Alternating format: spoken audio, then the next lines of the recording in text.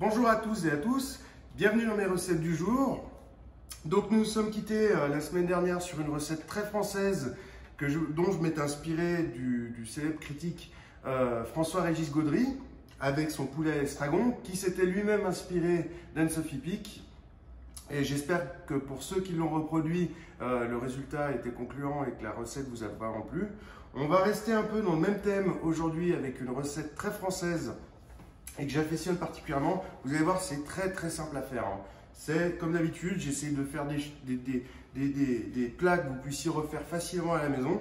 Et là, l'originalité de ce plat que je vais vous cuisiner aujourd'hui, c'est le cochon en tagine. Donc ça va être une recette qui va se faire extrêmement simplement, mais par contre qui nécessite du temps parce que c'est une cuisson qui sera très douce mais très longue. C'est-à-dire que c'est un plat que je vais laisser cuire environ entre 7 et 8 heures à 120 degrés au four.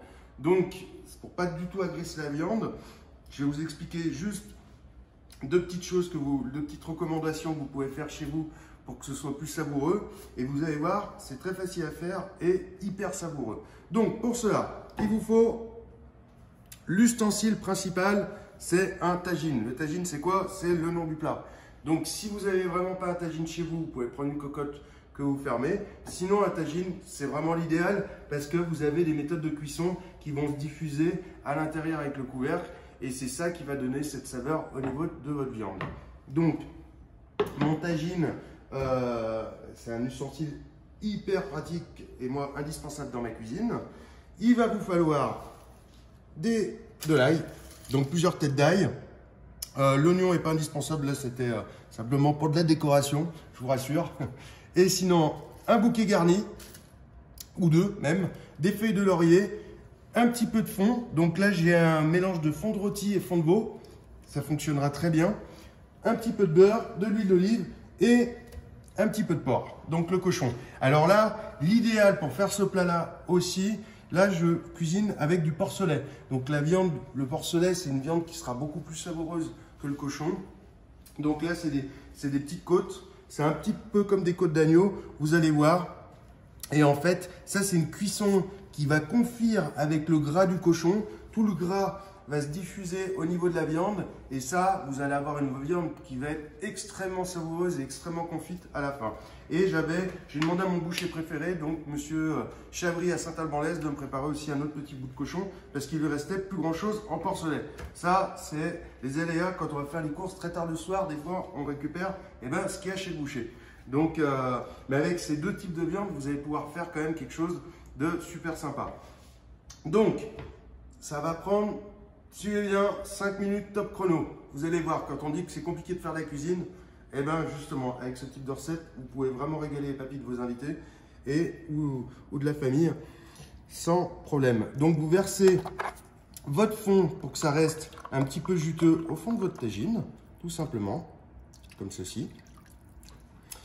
Ensuite, on va juste mettre un tout petit peu de matière grasse sur votre viande avec votre huile d'olive, comme ça, et on va imbiber. Vous prenez un petit plat à côté en aluminium et vous mettez votre huile d'olive comme ça. Pour le goût et les saveurs, vous allez passer la pommade au pot petit cochon comme ceci. Alors là, je le laisse en bloc directement, votre morceau de cochon, parce qu'en fait, les bouts c'est un peu comme des petites côtes d'agneau, ça va confire et ça va se diffuser, on va pouvoir y casser tout simplement. Ça va vraiment être extrêmement savoureux et très tendre. Donc vous posez votre cochon, toujours le gras vers le haut, parce qu'en fait c'est le gras qui va se diffuser à l'intérieur de votre plat. Là, je vais juste couper mon morceau de cochon en deux, comme ceci. Donc comme ça on en met un de chaque côté, comme ça. Il va récupérer le gras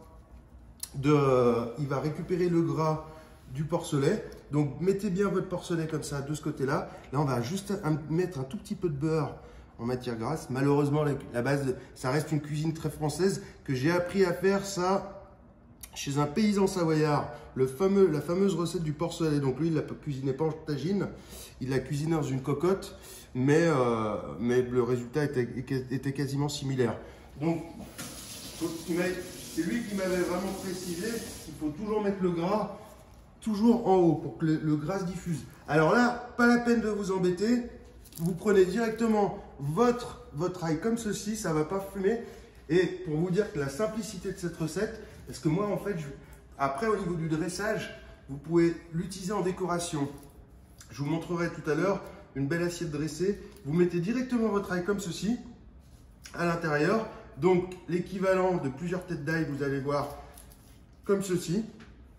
Et on va mettre notre petit poké garni et nos feuilles de laurier. Voilà, comme ça.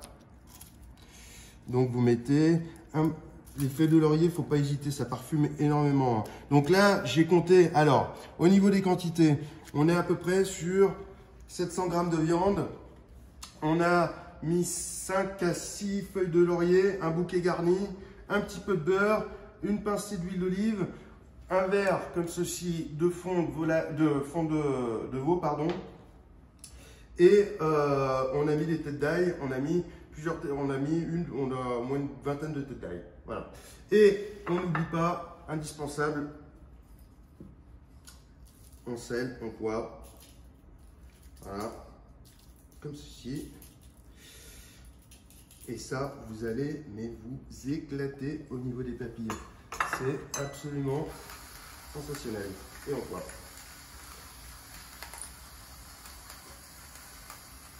Et voilà, mon porcelet en tagine.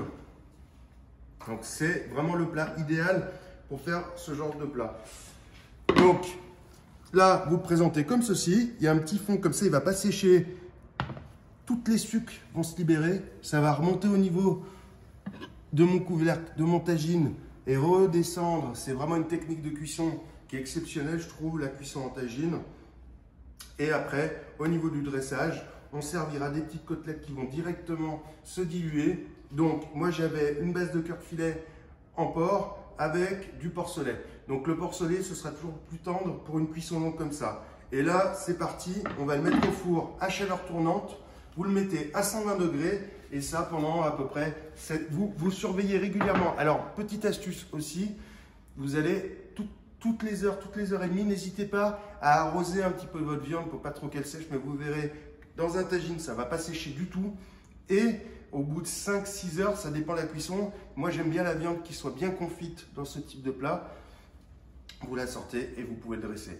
Donc, on va le mettre au four, comme ceci, pendant 120 degrés à chaleur tournante. Important.